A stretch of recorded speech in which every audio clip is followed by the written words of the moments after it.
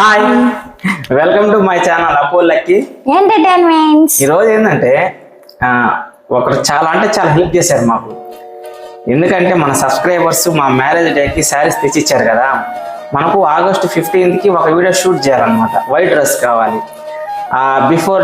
Before day వచ్చి ఎంత ఎతికినా ఏ షాప్లో దొరకపోయేసరికి మన సుప్రియ వచ్చి కరెక్ట్ టైంకి 2 శారీస్ తీసుకొచ్చింది. ఒకటి రెడ్ కలర్ శారీ, ఒకటి వైట్ కలర్ శారీ.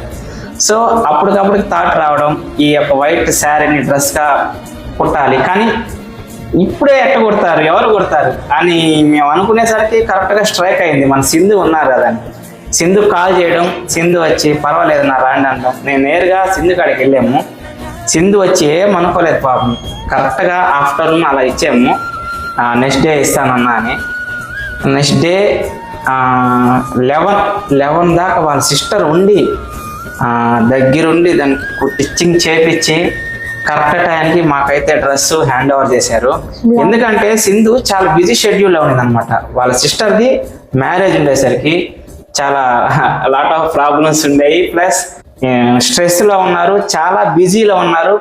అన్నిట్లో అన్ని ఉన్నా కూడా లక్కీకి పాపం డ్రెస్ కుట్టించారు.